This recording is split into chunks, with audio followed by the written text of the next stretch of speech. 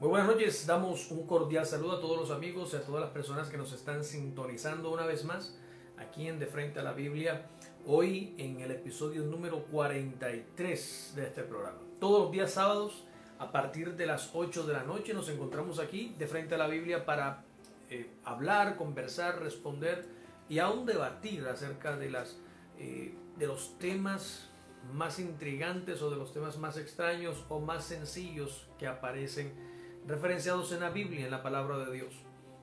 Te invito para que en este momento que estás sintonizándonos nos dejes un comentario, nos comentes si nos estás recibiendo bien el audio, si tienes esa excelente señal, y nos puedes decir también desde qué país te conectas. Si tienes alguna inquietud o alguna pregunta al respecto de la Biblia, te invito para que la escribas ahora mismo en los comentarios y también para que invites a un amigo, a una persona a la que tú consideres que debería oír lo que vamos a conversar en esta noche. Te invito para que lo etiquetes y para que compartas este video, esta transmisión en vivo en cualquier grupo al que tú pertenezcas, en tu perfil, en tu historia, compártelo. Que la palabra de Dios corra y sea glorificada. Tu amigo y tu hermano Norberto Díaz Granados, teólogo y catedrático de la palabra del Señor por más de 20 años y hoy instructor de la Sociedad Bíblica Iberoamericana en Barcelona. Esperamos que esta hora que pasaremos a continuación sea de gran bendición, sea de gran beneficio y de gran edificación para todas las vidas que nos escuchan. Y como siempre, hoy detrás de bastidores está mi hija Karina, que estará con nosotros dando los comentarios, haciendo las preguntas, los conversatorios y las lecturas de la Biblia, y que estos 60 minutos sean de gran bendición. Bienvenidos todos a De Frente a la Biblia. ¿Hay alguna pregunta que haya quedado pendiente de la semana pasada, hija, para compartirla y para comenzar a responderla, por favor? Muy buenas noches a todas las personas que se encuentran conectadas hoy con nosotros. Quedó una pregunta pendiente de Florelia Céspedes y dice: ¿cómo puede manar vida de mi corazón si es malo y perverso? Muchas gracias, hermana Florelia, por tu pregunta. Gracias, muy interesante también. La semana pasada estuvimos conversando al respecto del corazón del hombre. Estuvimos conversando acerca de la necesidad del hombre entender que lo que habla, lo que dice, alimenta su vientre. Lo estuvimos viendo la semana pasada en Proverbios, ¿cierto? De que alimenta su vientre y que ese versículo no tenía nada que ver en absoluto con las enseñanzas de Jesús, que decía que nada de lo que entra por la boca contamina al hombre, sino lo que sale del corazón. Hay algunas referencias bíblicas que mencionan al corazón como lo más engañoso y lo más perverso que existe. Eso aparece referenciado en el libro de Jeremías, que el corazón es engañoso y perverso más que todas las cosas. Siendo el corazón engañoso y perverso más que todas las cosas, viene la pregunta: ¿cómo es posible que la palabra diga que del corazón mana la vida si el corazón es malo y es perverso? Esa es la pregunta de mi hermana Flor en esta noche, y vamos a responder entonces de frente a la Biblia. ¿Qué quiere decir que del corazón mana la vida? Del corazón fluye la vida. ¿Qué quiere decir eso? Bueno, la verdad que la semana pasada, cuando hablábamos de este tema, pudimos mirar en los proverbios que la vida y la muerte están en los labios, que la vida y la muerte están en las palabras que decimos, y explicamos el porqué. Y entendemos por la enseñanza del Mesías que todas estas palabras de vida, de bendición, de levantamiento, de gracia, al igual que las palabras de muerte, que son las palabras de maldición, que son las palabras de destrucción, las palabras negativas, ambas están en la boca porque salen de la fuente. ¿La fuente cuál es? El corazón. La fuente de las palabras que decimos, la fuente de las cosas que pensamos, están aquí en el corazón. Alguien alguna vez dijo: no, lo que pasa es que en el momento que se habla en la Biblia del corazón, se refiere a la mente, porque el corazón no piensa. Y verdaderamente pudiéramos entenderlo así, de que Los malos pensamientos salen es del cerebro, de la mente y no del corazón, como dice la Biblia. Sin embargo, estudios médicos recientes, hace más de una década se descubrió que el músculo cardíaco, este corazón que está aquí, esta bomba que todos los días palpita incesantemente desde el momento en el que inicia el proceso de la circulación en el feto, a partir de ahí hasta el día de la muerte, ese músculo cardíaco que está bombeando sangre constantemente, se descubrió que tiene pensamientos, que tiene recuerdos y que asimila y guarda en sí mismo gran parte de los deseos, de las intenciones, de los sueños, de los propósitos, de las fantasías de una persona. Entonces, entendemos hoy que no solamente el pensamiento, las ideas y las emociones fluyen o las palabras fluyen del cerebro. Entendemos hoy que en el músculo cardíaco, como ya se descubrió y se demostró, también hay células que almacenan memoria, también hay células que almacenan emociones y sentimientos, y el corazón entonces, como dice la Biblia, es una fuente de la cual puede fluir cosas buenas y cosas malas. Usted puede verificar lo que le estoy diciendo, puede buscarlo en Google o en las revistas en línea de healthcare o en las revistas en línea de investigación científica. Usted podrá darse cuenta, podrá mirar de que debido a las cirugías que se han hecho de trasplantes de corazón, la ciencia se ha percatado de un factor repetitivo y común en todos los que han sido trasplantados, y es que el receptor del nuevo músculo o del músculo cardíaco, el que recibe la donación, lógicamente el donante muere, pero el que recibe la donación del corazón paulatinamente comienza a manifestar gustos, deseos, propósitos, hobbies, pensamientos y comportamientos que pertenecen inequívocamente al dueño de ese corazón. Entonces, al ver el patrón repetitivo de cambios de personalidad en las personas trasplantadas de corazón, se inició toda la investigación para poder determinar la razón por la cual una persona que nunca ha hecho ejercicio, que nunca ha tenido una vida saludable, deportista en lo absoluto, después de un trasplante de corazón, adquiere la necesidad del donante. ¿Cuál era? Que se levantaba todos los días a las 5:30 de la madrugada para salir a correr, que tenía una dieta estricta en carbohidratos, que tenía una dieta estricta en proteínas, cosa que la persona originalmente no tenía. De modo que hoy está demostrado que del corazón, del músculo cardíaco, en él hay emociones, recuerdos, sentimientos y gran parte de la personalidad de un individuo. Por lo tanto, Dios no se equivocó en la Biblia cuando dice que del corazón salen las malas intenciones, los malos pensamientos, al igual que los buenos. Salen de ahí también.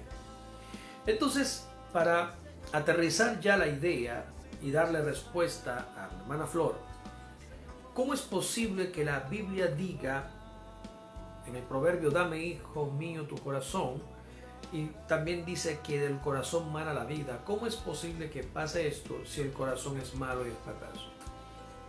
Hay que entender, hermana Flor, que esa naturaleza maligna, perversa, engañosa, dura del corazón humano es cambiada y es transformada en el momento que llegamos a el camino de Cristo, en el momento que permitimos que el Señor haga el trabajo de la transformación de nuestras vidas.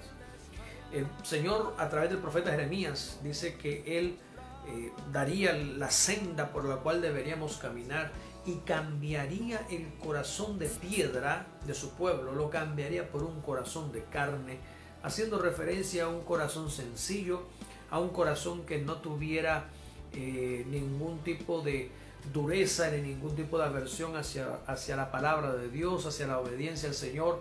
Allí Dios prometió que el Señor daría a su pueblo un corazón sencillo, un corazón sensible. Entonces toda aquella persona que recibe un corazón conforme al corazón de Dios tiene una fuente real, inagotable de vida. Esto tiene la relación directa con las palabras de Jesús en el Evangelio, cuando dice que todo aquel que cree en Él, como dice la Escritura, de su interior, de sus entrañas, correrán ríos de agua viva. ¿Cuáles son esos ríos de agua viva? Pues los ríos de agua viva están de manera metafórica hablando del mensaje del Evangelio, del mensaje de la palabra de Dios, que fluye del corazón de una persona que ha sido redimida y transformada por la sangre de Cristo y que cada día está siendo transfigurada como por el Espíritu, dice la Biblia, en la misma imagen del Hijo de Dios. Entonces toda persona que ha recibido del Espíritu Santo, toda persona que ha comenzado a dar estos pasos de fe, de obediencia, estos pasos de crecimiento en el Señor, tienen la capacidad de, a través de la enseñanza y del compartir de la palabra de Dios, y aún a través de simplemente hablar y saludar a una persona común y corriente sin ningún trasfondo religioso o espiritual, simplemente con ser un reservorio de la palabra del Señor, con ser un vaso lleno de la presencia de Dios, solamente con eso permite que el corazón, el músculo cardíaco, bombee, trabaje, fluya agua de vida, agua de alegría, de gozo, de paz. Y entonces las palabras que salgan de la boca de esta persona serán palabras llenas de vida, conforme lo dice Ezequiel capítulo 47 también, refiriéndose al río de la vida que sale, que fluye debajo del altar del santuario del templo del Señor. Donde quiera que las aguas de este río entraban, producían vida, y todos los peces del río que entraban o recibían de esta agua, aunque estaban muertos, volvían a vivir. Entonces las palabras de Dios, metidas, enraizadas, plantadas en el corazón del hombre, lo convierten en un corazón sencillo, sensible, un corazón blando de carne, que no produce dureza o muerte o incredulidad, sino que fluye de él vida, fluye de él alegría y fluye de él la paz que solamente Cristo nos puede dar. Espero haber dado respuesta a tu pregunta, mi hermana Flor, con esto que acabo de decir. Si hay alguna inquietud, si hay algún comentario todavía de algo que no haya quedado lo suficientemente claro, por favor escríbelo de una vez. Escriban de una vez en los comentarios, etiqueta a un amigo para que oiga esta respuesta, y estamos entonces atentos leyendo lo que tengan que decir. Muchas gracias, y hasta aquí la respuesta de esta pregunta, hermana Flor. Adelante. Esta noche nos saludan Seudis Tomás, Wilman Cera Hernández, Kelly Colmenares, Sandra Blanco, Mel Ferrer Grau, nos están saludando. Bueno, un saludo también especial a todos ustedes, gracias por estar en la sintonía. Preguntas, escríbanos por favor para tratar de responderlas en el en vivo de esta noche. Wilman Cera Hernández tiene una pregunta. ¿Cuáles tenemos pendientes?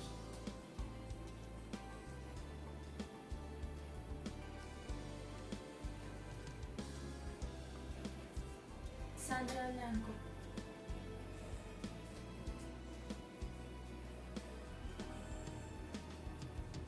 La pregunta de Sandra Blanco dice: en Eclesiastés capítulo 7, verso 25 y 26, dice el escritor que procuró conocer cuál es la peor insensatez. No, esa pregunta no está guardada de la semana pasada.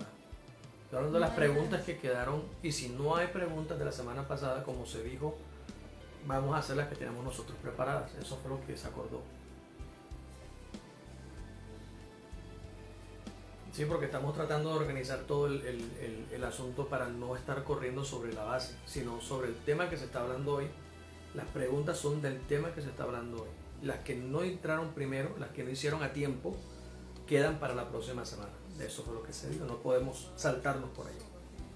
Entonces vamos a hacer las que teníamos hoy.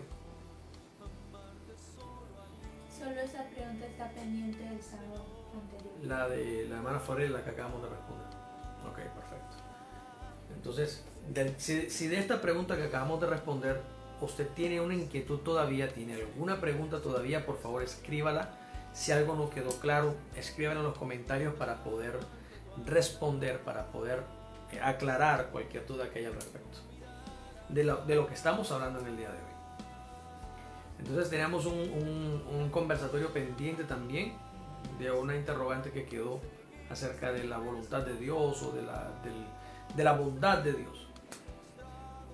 La pregunta es la siguiente: ¿por qué, si Dios es un ser bueno, se caracteriza por ser un ser bueno, por ser compasivo, por ser amoroso, por qué entonces vemos tanta maldad en el mundo? Porque vemos que Él de alguna manera permite que pasen tantas cosas malas. Esa es la pregunta que quedó. Okay. Esa es la pregunta. Si Dios es bueno, ¿por qué hay tanta maldad en el mundo? ¿Por qué pasan tantas cosas malas? Esa es la pregunta que por años, por siglos han tratado de dar respuesta. Filósofos como Aristóteles, como Platón han tratado de dar una respuesta lógica a esa interrogante. Y las respuestas lógicas que surgen a nivel teosófico y a nivel filosófico, pues siempre dejan a Dios de un lado de la balanza de manera inevitable. El asunto es este: si Dios realmente existe, que es lo que es la pregunta en el fondo, ¿sí? La pregunta no está preguntando, o sea, la pregunta realmente no se refiere a si Dios es bueno, ¿por qué lo permite? La pregunta va más allá. Es si Dios existe, no si Dios es bueno. Si Dios existe, ¿por qué permite la maldad? La pregunta entonces nace en la incógnita de la existencia de Dios. Y esta pregunta, o sea, la incógnita de la existencia de Dios, lleva entonces a dos premisas. La primera, que hacen parte de la teología: Dios es bueno.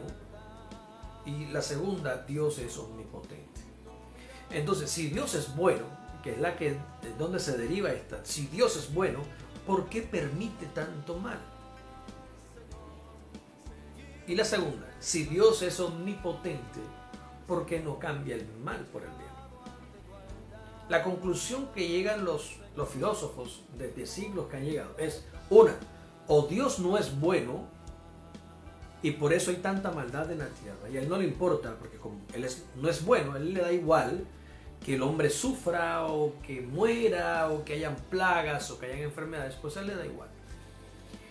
O Él es bueno, pero no es omnipotente, porque a pesar de que es muy bueno, no tiene el poder suficiente para solucionar la maldad que hay en el mundo. Esas son los dos postulados que existen acerca de la existencia de Dios. Entonces, ¿a dónde va? Digamos, listo, Dios sí existe. Ok, existe. Es bueno y es omnipotente. Sí, así es bueno. ¿Y entonces por qué hay tanto mal? Y todo el mundo está bien. Entonces el filósofo dice: no tiene que ser bueno, tiene que ser malo. No, pero Él es bueno. Entonces no es omnipotente. Porque si fuera todopoderoso, entonces no habría mal en la tierra. No, pero también es todopoderoso y es bueno. La conclusión final es: entonces no existe. Si es omnipotente para hacer todas las cosas bien y es bueno para evitar que el mal pase, y ni la una ni la otra los vemos en acción, entonces la conclusión es que Dios no existe. ¿Qué dice la Biblia? Es la cuestión. ¿Qué dice la Biblia? Porque si Dios existe, estamos dando por hecho de que Dios existe. Ya hemos hablado en otros programas anteriores, creo que hemos conversado, hemos comentado, de que la existencia de Dios es indemostrable. No hay un solo cristiano en esta tierra que pueda demostrar que Dios existe. Ni tú ni yo, nadie puede demostrar la existencia de Dios. La existencia de Dios entonces se asume y se entiende como un dogma de fe, como algo que simplemente yo creo y decido creer por una experiencia única, por una experiencia interna, por una experiencia objetiva, solamente desde mi perspectiva, desde mi punto de vista. Yo no le puedo demostrar a nadie que Dios existe. No hay forma de demostrar la existencia de Dios. Todo lo que hacemos es manifestar lo que creemos o lo que queremos creer. Entonces, entendiendo esto, lo único que nos queda, como siempre he dicho en el programa, es mantenernos dentro del marco de la palabra de Dios, la cual da por sentado que Dios es real. ¿Y por qué? Porque es la palabra de Dios. Si es la palabra de Dios, obligatoriamente Dios tuvo que haberla dicho, ergo Dios existe. ¿Qué dice entonces la Biblia? La palabra de Dios que está dando existencia clara, en definitiva, de esa realidad indemostrable. ¿Qué dice la Biblia acerca de por qué hay maldad en la tierra? Si Dios es bueno y omnipotente, ¿por qué la permite? Pues resulta que la Escritura, y vamos a hacer un panorama rápido, la Escritura muestra y enseña de que Dios creó en el principio todas las cosas y creó al hombre, varón y hembra los creó. Y vio Dios que cuando lo hizo todo era bueno y era perfecto, no había nada malo. Sin embargo, el hombre decidió irse lejos de la voluntad de Dios. El hombre decide irse lejos de la voluntad divina y decide comenzar su propio camino.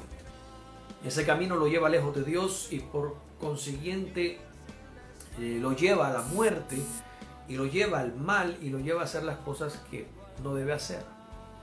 En el capítulo 6 de Génesis, muy temprana edad de la creación del hombre, en el capítulo 6 de Génesis, Dios, según dice la palabra, llegó un momento en el que dijo: no contenderá mi espíritu con el hombre para siempre, porque ciertamente él es carne y yo soy espíritu. Vamos a leerlo, por favor. Génesis capítulo 6, verso 3. Y dijo Adonai Elohim: no permanecerá mi espíritu con estos hombres para siempre, porque son carne. Sus días serán 120 años. Algunas versiones dicen no contenderá, es decir, no estaré persiguiéndolos, no los estaré redarguyéndolos constantemente para que hagan, porque ellos, su pensamiento es de continuo solamente el mal. Esta traducción que tenemos aquí, la que acabamos de leer de la Biblia textual, está mostrando una realidad que generalmente no captamos, y es que Dios está poniendo fin a la vida en la tierra, recortando la longevidad del hombre por causa de su maldad. Y por eso no estará mi espíritu con él para siempre. ¿Sí? No le daré vida para siempre, porque siempre está pensando lo malo. Entonces, Dios ya había determinado alejarse de la humanidad por causa de su maldad y por causa de la dureza del corazón del hombre. Entonces, más adelante, Dios llama a Israel y a esta nación le entrega un conjunto de normas, de decretos y de leyes para hacer de Israel un pueblo ejemplar a todo el mundo, para que vieran cómo es una nación que es gobernada y regida por los principios divinos, a lo que Israel eventualmente se negó. Israel no quiso seguir las palabras de Dios. Israel quiso alejarse voluntariamente de las palabras de Dios y comenzar a creer en la mentira. Vamos a mirar qué dice, por favor, Jeremías capítulo 8, verso 8. Entonces vamos a ver cómo aún el sacerdocio y aún las personas que se suponía y se esperaban que hicieran lo bueno que Dios determinó para la humanidad y que hicieran lo bueno que Dios en su magnífico poder determinó que hicieran, prefirieron hacer lo suyo propio. Jeremías capítulo 8, verso 8, ¿qué dice? ¿Cómo podéis decir, somos sabios, la ley de Yahvé está con nosotros? La pluma engañosa del escriba la ha convertido en mentira. Entonces aquí Jeremías está denunciando abiertamente de que los escribas y los maestros de Israel estaban desde ese momento, desde entonces, desde que Jeremías fue escrito, estaban cambiando la voluntad de Dios escrita en la palabra por sus mentiras y por lo que ellos querían. Entonces el hombre, en definitiva, si este pueblo, que era el que Dios había escogido para que fuera ejemplo, estaba haciendo lo malo por voluntad propia, por fuera de los principios divinos. Ahora, imaginémonos el resto de la humanidad. ¿Cuál sería su comportamiento? ¿Cuál sería la forma en la que el resto de las naciones estaba llevando su vida? La respuesta es lógica: el mal. Estaban viciados para hacer solamente lo malo, para andar siempre detrás de las cosas malas, como desde el principio de la historia. Entonces Dios, según enseña la Escritura, Dios determinó dejarlos solos, dejarlos a su voluntad, dejar a la humanidad a su albedrío, a lo que quisieran hacer. Dios entrega su palabra, entrega su ley para que aquel que oiga y crea le permita a Dios transformar y cambiar su vida, y que entonces comiencen a suceder las cosas buenas que Dios quiere. Finalmente, hace 2000 años, el mismo Dios se hace carne y viene a la tierra para mostrarle a Israel cómo debía hacerlo, para mostrarle a Israel cómo era obedecer al Padre. ¿Y qué hicieron? Lo mataron. ¿No les interesó? No les interesó saber en lo más mínimo cuál sería la forma correcta de hacer el bien para que las cosas buenas pasen. Entonces, sencillamente, las cosas que suceden en esta tierra, malas en su mayoría, son causa de la desobediencia del hombre, no son causa de la voluntad de Dios, son causa de la desobediencia humana. Un hombre mata a otra persona por su maldad, por su desobediencia. No es la voluntad de Dios que una persona muera asesinada a manos de otro. Es solamente la maldad del hombre la que lo lleva a hacer estas cosas. Ahí vemos el ejemplo en Caín y Abel. Antes de que Caín lo matara, Dios redarguye a Caín para que no lo haga, y aún así Caín lo hizo.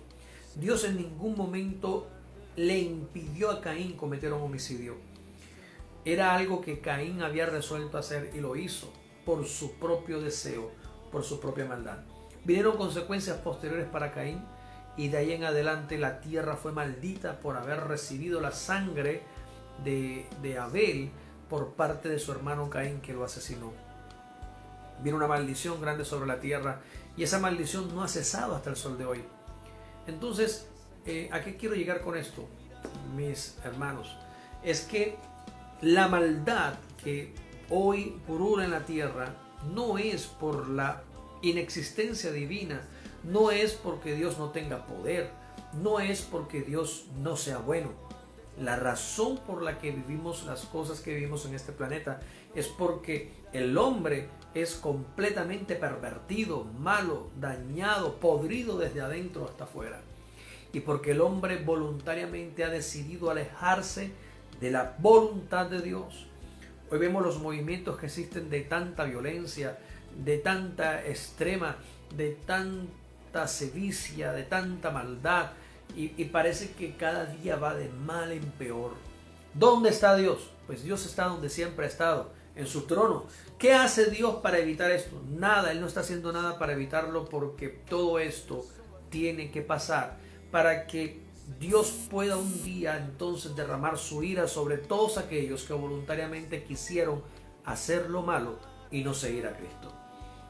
Por eso, hace 2000 años envió a su Hijo para que todos nosotros que somos y hacemos parte de ese conglomerado de personas que siempre estamos pensando de continuo solamente el mal, tuviéramos una esperanza en la obra redentora de Jesús en la cruz del Calvario. De modo que no importa quién quiera yo sea, ni lo que haya hecho, si yo vengo a los pies de Cristo esta noche y me arrepiento de corazón de toda mi maldad y lo busco con sinceridad, toda esa maldad y todo ese pecado acumulado en mi vida será perdonado por la gracia redentora de Cristo Jesús. Una vez hecho esto, entonces las cosas malas seguirán pasando a mi alrededor.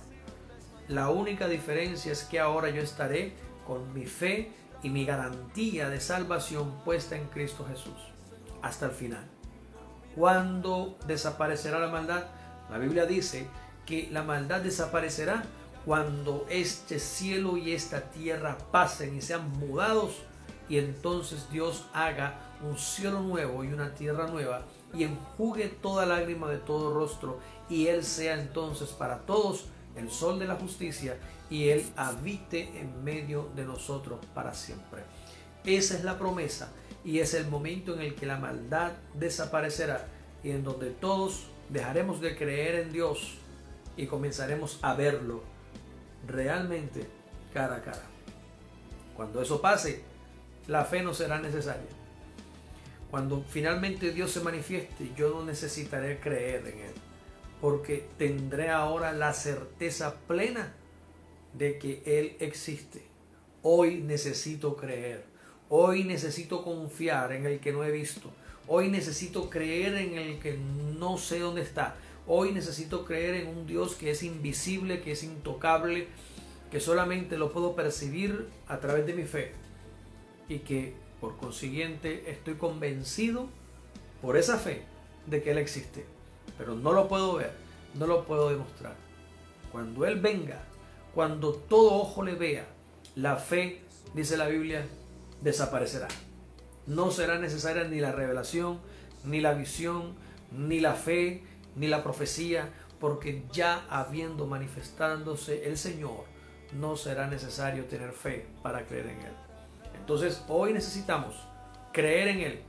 A pesar de toda la maldad que hay en la tierra, necesitamos creer en Él y estar seguros. Amén. Espero haber dado respuesta a la pregunta. Esta pregunta que estaba pendiente allí, espero haber dado respuesta. Y vamos a mirar entonces la pregunta de Wilman Cera, que debe ser quizá consecuente con lo que estamos hablando en esta noche. Recuerda que si tienes alguna inquietud o tienes algún comentario de lo que hemos hablado esta noche, por favor coméntalo, escríbelo para poderlo leer, para poderlo pasar y mirar si podemos profundizar un poco más en el tema.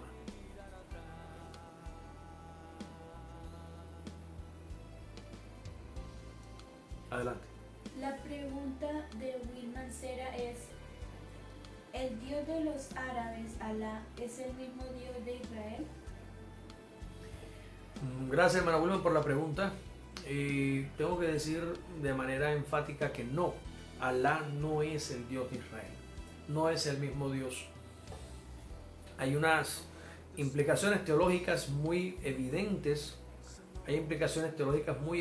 que demuestran que Alá no es Yahvé, no es el mismo ser.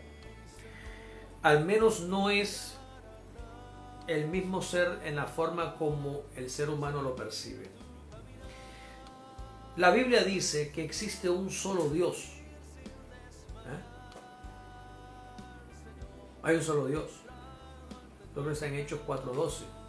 Vamos a mirarlos, por favor. Creo que es Hechos 4:12. Hay un solo Dios, dice la Biblia. Y el profeta Isaías también dice que solamente hay un Dios, el mismo Señor hablando, solamente hay un Dios y fuera de mí no conozco otro. ¿Qué dice Hechos 4:12? Dice: y la salvación no está en ningún otro, porque no hay otro nombre bajo el cielo dado a los hombres en que podamos ser salvos. Sí. Hay un solo Dios y un solo mediador entre Dios y los hombres. Esa es la cita que estoy tratando de ubicar. Hay un solo Dios y un solo mediador entre Dios y los hombres, Jesucristo. Y esa es la que acabas de leer, es Hechos 4:12. Léelo nuevamente, por favor. Y la salvación no está en ningún otro, porque no hay otro nombre bajo el cielo dado a los hombres en que podamos ser salvos. El verso 11, ¿qué dice? Esta es la piedra desechada por vosotros los edificadores, la cual ha venido a ser cabeza de ángulo. Sí, no me acuerdo ahora exactamente dónde dice: hay un solo Dios y un solo mediador entre Dios y los hombres, Jesucristo. Se me escapa ahora la cita, pero está en la Escritura, está en la Biblia. Entonces la Biblia dice que hay un solo Dios. Sin embargo, vemos a nivel de todas las culturas antiguas y más modernas que cada una al parecer tiene un Dios distinto. Tiene el Dios de los mayas, el Dios de los incas, el Dios de los dioses de los griegos, los dioses romanos, los dioses escandinavos, noruegos. Hay una cantidad de dioses por todas partes. ¿Ya encontraste la cita? ¿Cuál es? La cita es de Timoteo. ¿Sí? Léelo. Primera de Timoteo capítulo 2 verso 5. Ujú. Pues hay un solo Dios y un solo mediador entre Dios y los hombres, un hombre, Cristo Jesús. Ok, ese es, hay un solo Dios. ¿Cuántos dioses existen entonces, según la Biblia? Uno solo. Uno solo, no hay más. Hay un solo Dios y un solo mediador entre Dios y los hombres. ¿Qué pasa entonces? Que el ser humano, hablando según lo que dice Romanos, en el capítulo 1, el versículo 17 en adelante, Romanos capítulo 1, y los primeros versos del capítulo 2, vamos a leerlo por favor. Romanos capítulo 1, 17. Porque en él es revelada una justicia de Dios de fe a fe, como está escrito, el justo vivirá por fe. ¿Qué versículo es? 17. Sigue leyendo. Porque la ira de Dios es manifestada desde el cielo contra toda impiedad e injusticia de los hombres que con injusticia retienen la verdad. Ujú. Porque lo conocido de Dios es evidente entre ellos, pues Dios se los manifestó.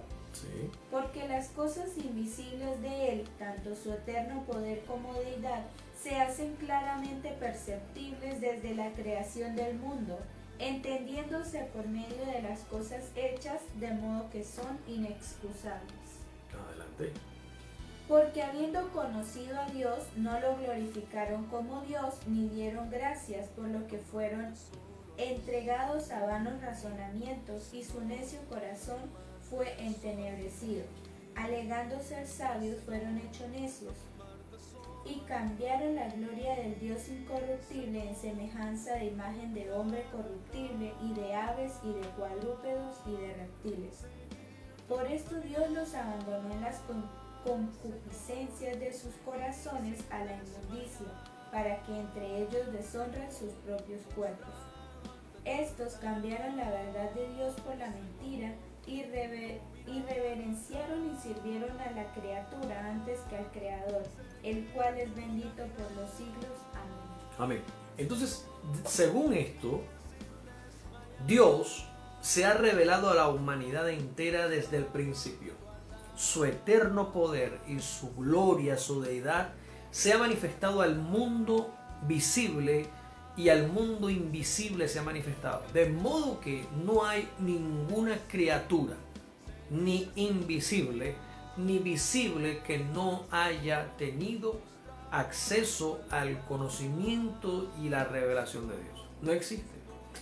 Alguien a veces me pregunta, pastor, ¿y las personas que nunca conocieron a Jesús, cómo van a ser salvas? Pues la Biblia dice que a todo el mundo, desde el principio, a todas las personas, Dios se les reveló. ¿Cuál Dios? ¿Alá? ¿Ra? ¿Cuál Dios? ¿Zeus? ¿Cuál Dios? ¿Thor? ¿Odín? ¿Cuál Dios? Pues la Biblia dice que hay un único Dios. ¿Ah? Primera Timoteo capítulo 2 versículo 5 dice, hay un único Dios, que la Biblia menciona. Ese único Dios, entonces, entendemos que es el Dios que aparece referenciado en Romanos capítulo 1 del 17 en adelante. Es ese único Dios creador de todas las cosas, ese único Dios que se revela de fe a fe, se revela a través de las cosas creadas, se revela con su poder y su deidad eterna para que el hombre lo conozca. Por lo tanto, los incas conocieron a Dios, los aztecas conocieron a Dios, los griegos conocieron a Dios, los romanos conocieron a Dios. Todas las personas de todas las tribus, los babilonios, los asirios, los persas, los medos, todos los noruegos, absolutamente todos, los chinos, todos los budistas, todas las personas, todas las creencias, aún los musulmanes, todos conocieron a Dios. Esa es la justicia divina. Y por eso dice, por tanto eres inexcusable tú. Porque nadie tiene excusa de no conocerlo. Porque Él se les manifestó, se nos manifestó a todos, se nos reveló. Ahora, ¿qué pasó? Lo dice la Biblia. El hombre, al ver la manifestación divina, al conocer, al tener de primera mano la revelación divina, prefirió cambiar. Por eso el corazón del hombre es malo. Prefirió cambiar esa gloria incorruptible, esa gloria divina, eterna, esa manifestación de poder. Prefirió cambiarla por una imagen de semejanza humana o por una imagen de semejanza de reptiles, de aves y de cualquier otra cosa creada. Entonces comenzaron a adorar a las criaturas antes que al Creador. Cuando los egipcios entonces Dios se les revela, ellos prefirieron ver a Dios en el sol, ejemplo, y se postraron al sol. Y ese es Ra. Pero si usted lee la Biblia, se da cuenta de que Dios se define a sí mismo como el sol de justicia.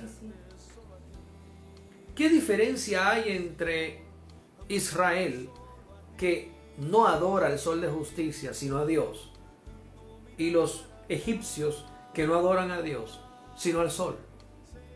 ¿Cuál es la diferencia? La diferencia es que los egipcios cambiaron la gloria de Dios por una criatura, el sol.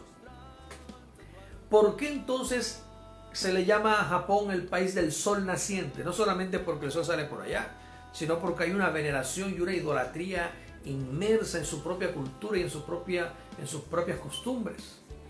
¿Sí? Postrarse al sol es una costumbre de la mayoría, por no decir todas las culturas orientales, porque cambiaron la gloria del Dios incorruptible en semejanza de criaturas o por las criaturas.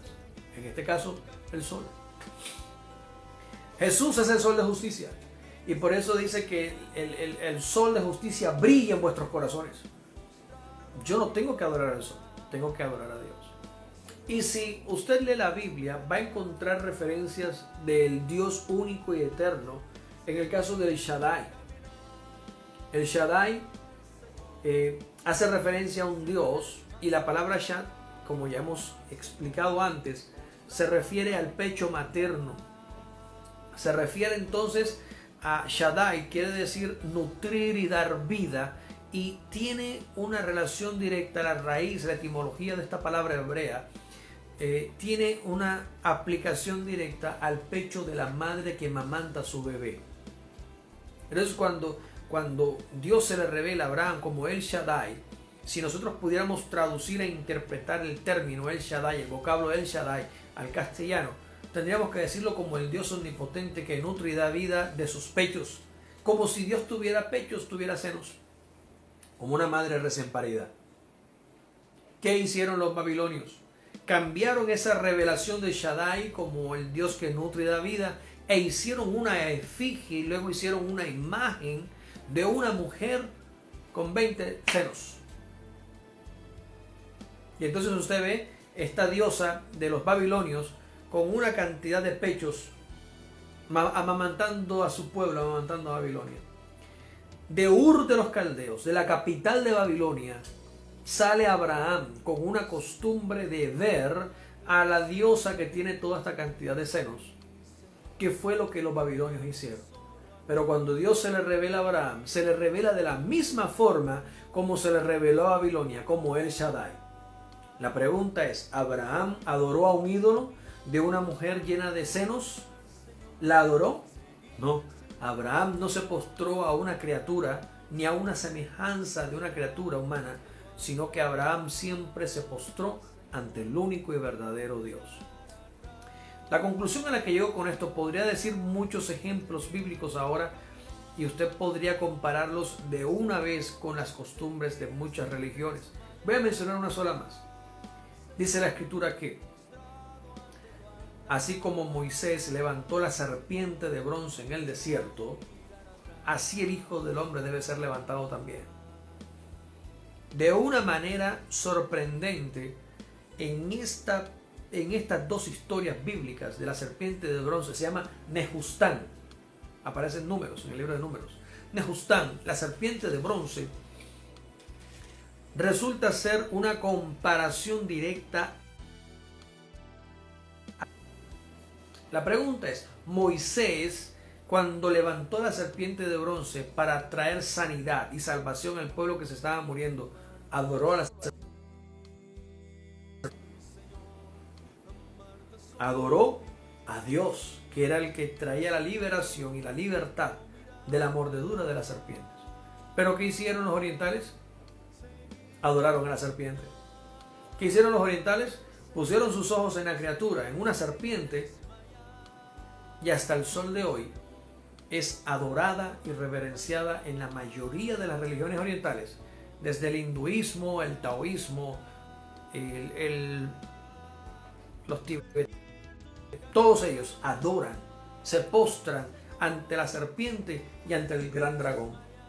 Pero si nosotros miramos la escritura, nos podemos dar cuenta de manera inequívoca que todas estas manifestaciones son manifestaciones únicas del mismo y único Dios. ¿Cuántos Dios existen?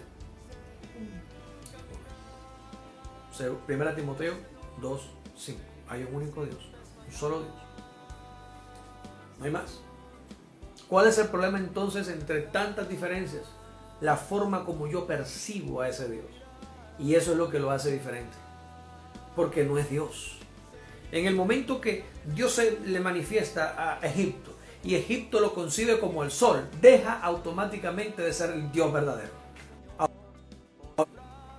En el momento que los chinos reciben la revelación de Dios y lo enmarcan dentro de un dragón y dentro de una serpiente, ya no es el Dios de Israel.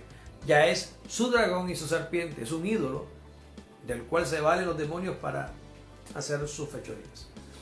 En el momento que Israel, Aarón y todas las 12 tribus de Israel encerraron a Dios en un becerro de oro, dejó de ser Dios y se convirtió en un ídolo. Así su intención sincera fuera adorarlo a él. Claro, es que la intención sincera de Aarón y de Israel era hacer fiesta a Yahvé. Pero en el momento que su mente finita concibió a Yahvé como un becerro de oro y lo cambió su gloria por una semejanza de una criatura, en ese momento Dios los entrega a pasiones vergonzosas para que hagan cosas que no convienen. Porque el becerro no es Dios. Esa es la diferencia. Entonces llegamos al punto de la pregunta. ¿Dios se le reveló a los musulmanes? Apuesto que sí. Dios tuvo que revelarse a los musulmanes. Recordemos que los musulmanes son hijos de Abraham. El mismo El Shaddai que le dio a Abraham la promesa a través de su hijo Isaac, él mismo le dio una promesa maravillosa para su hijo Ismael. Ismael tuvo que conocer al Shaddai porque Abraham se lo presentó. Pero en algún punto de la historia reciente, estoy hablando reciente de la era cristiana para acá, los musulmanes se desviaron de su creencia y de su conocimiento de cómo concibían a Dios y comenzaron a creer en otra cosa. Entonces, bueno, Alá es Dios en árabe. Alá es Dios. La traducción de la palabra es Dios. ¿Pero es el Dios de Israel? No, porque ellos lo cambiaron. Cambiaron, no tienen un ídolo realmente. Ellos no tienen una semejanza de figura físicamente hablando, pero sí tienen un concepto errado de quién es Dios. Y no es el Dios, Alá no es el Dios Yahvé que describe la Biblia en ninguna parte. Alá no tiene hijo. El Dios de Israel sí. Alá no tiene misericordia de los infieles. El Dios de la Biblia de Israel sí tiene. Alá no recompensa por matar a las personas que no creen en él. El Dios de Israel, bueno, que hay alguna semejanza, él no recompensa al que mata a una persona. No hay semejanza, de hecho, en eso. Dios castiga a los que no creen, él mismo directamente. ¿Cómo lo hace? En el juicio final. Pero él trae la solución a través de su propio Hijo para que no haya juicio sobre nadie, porque Dios ama a todos por igual. Dios, el Dios de Israel, no hace acepción de personas. Alá, según el concepto musulmán, sí diferencia y sí distingue entre hombres y mujeres y sí distingue entre fieles e infieles. El Dios de Israel no. Él no hace acepción de personas. Delante del Dios de Israel, todos somos iguales.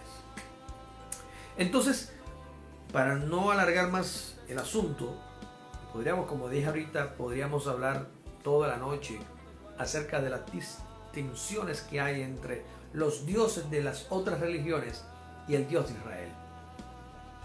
Pero yo estoy seguro, convencido por lo que la Escritura enseña, que todas las versiones idolátricas de todas las religiones del mundo son solamente la concepción de una mente infinita tratando de comprender a ese único Dios omnipotente que en algún momento de la historia de su raza o de su familia se le reveló.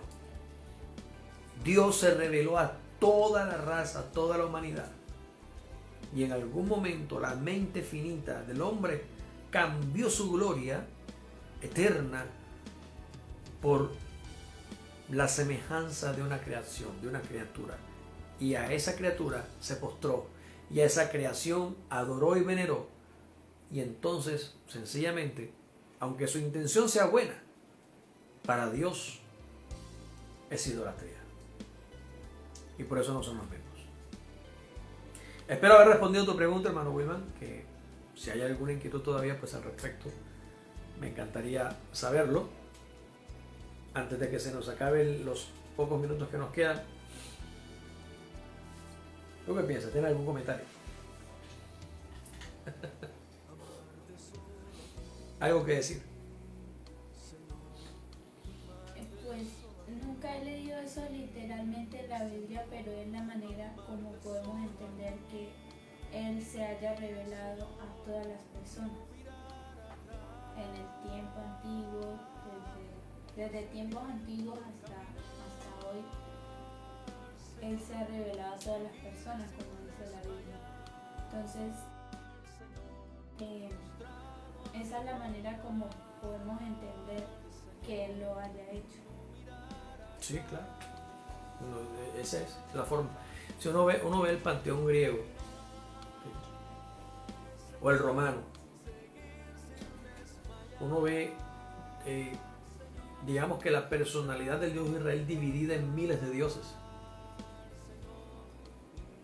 ¿Sí? Esa es la realidad. De eso uno ve por lo menos un Mercurio en Roma. ¿Cuál sería la equivalencia en Grecia? Se me escapa ahorita. Apolos, a un Apolos en Grecia, que creo que es la equivalencia. Como un mensajero. Como el mensajero. Y Dios se manifiesta así como el mensajero. Mi mensajero, dice el Señor, que es la manifestación del encarne. Veneran a Marte en Roma como el dios de la guerra. Y en Grecia tienen el mismo dios de la guerra con otro nombre, como el dios guerrero y conquistador. Y vemos en la Biblia que dice que Él es Jehová, varón de guerra. Entonces, si uno mira realmente todas las manifestaciones de la teología griega, romana, persa, medos, etc., si uno los mira, bueno, menciono estos porque son las religiones más evolucionadas. Hablo de Grecia y de Roma particularmente porque son las más conocidas y son las más evolucionadas. Hay creencias teológicas muy primitivas como las de los indígenas. Son muy primitivas en sus conceptos, en la evolución de sus poderes, etc. Son muy primitivos. Pero aún así, cuando tú miras la teología inca, la teología azteca, la teología de cualquier tribu en el mundo entero, la nórdica, cuando miras las teologías del Caribe, cuando miras las teologías africanas, te das cuenta, lógicamente tienes que haber estudiado la teología hebrea. Si no, lo vas a ver, si no, puro demonio para arriba y para abajo. Pero cuando tú estudias las teologías al punto de analizar su trasfondo, su esencia, sus creencias, sus prácticas, a la única conclusión a la que puede llegar es que conocieron a Dios, al mismo Dios de Israel en algún momento, pero cambiaron la gloria de Él por lo que ellos se imaginaron en su cabeza y torcieron esa verdad.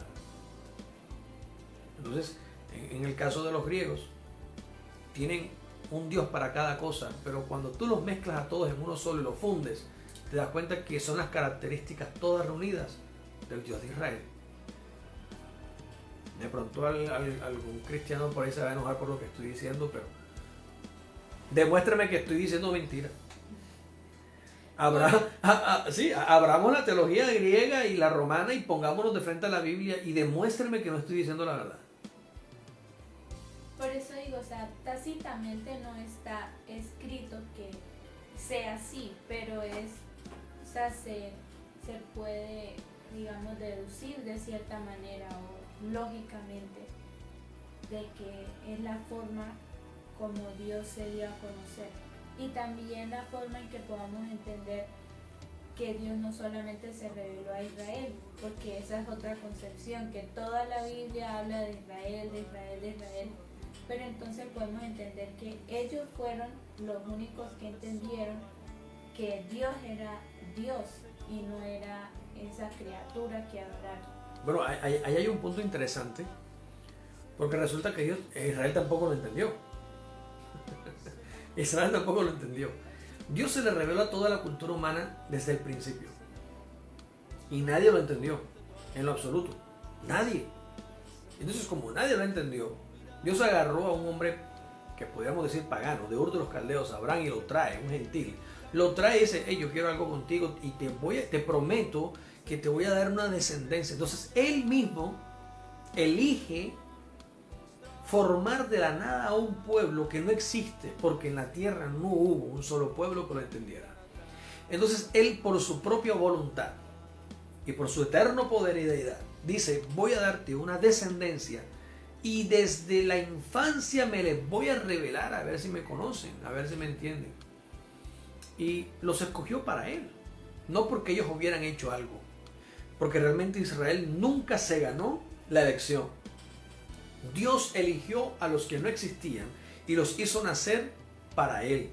Pero Israel nunca se lo ganó. Los judíos nunca se ganaron el beneplácito ni la complacencia divina, porque no existían. Ellos no hicieron nada para ser escogidos por Dios, porque no existían. Entonces Dios los hace nacer, los escoge, los llama. Y cuando se les revela, lo hacen un becerro. Israel nunca lo entendió. De entrada, apenas que dijeron vamos a adorar a Dios, hicieron un becerro. Israel tampoco lo entendió. Al punto que, a pesar de él entregarle su ley, queriendo hacer de ellos un pueblo ejemplar, le dieron la espalda. Y en el cumplimiento de la ley, cuando él mismo se hace carne y viene para estar con su pueblo, lo crucificaron. A ese punto estaban apartados. A ese punto estaban tan lejos de la palabra y de la verdad de Dios y de su desconocimiento de Dios que terminaron matándolo. No pudieron darse cuenta que el que tenían delante de ellos era el Señor, porque no lo conocían. Nunca pudieron conocerlo. Y hasta el sol de hoy no lo conocen. Y por eso están esperando que venga el Mesías, porque no lo conocieron. Entonces, no hay un solo pueblo en la tierra que haya conocido a Dios de verdad. El único pueblo que tiene una aspiración genuina y sincera de conocerlo se llama la Iglesia de Cristo. ¿Y qué pueblo es ese? Pues toda lengua, de toda tribu, de toda raza, de toda nación. No es un país en particular, porque ningún país lo conoció nunca. Entonces el Hijo vino y dijo, yo voy a llamar una nación santa, pero no es Israel. Voy a llamar una nación santa, no es Israel. Una nación que yo voy a tomar para mí, la voy a hacer. ¿De dónde? De los 4 puntos de la tierra. Llamaré a los escogidos y los haré un país con una ciudadanía celestial, con una ciudadanía no de esta tierra, con una sangre no de este linaje, sino mi sangre. Y por eso a mí me enoja y me da dolor de barriga cuando los cristianos de hoy se quieren volver judíos. Y que yo soy de la tribu de no sé, yo no sé de qué tribu es. Despreciando el linaje que Dios determinó darte. Él dijo que sería el linaje, Él es la raíz y el linaje de David. Y él tiene un linaje determinado para todo aquel que en Él cree. Para darle una identidad no de esta tierra, para darle una sangre única, no de...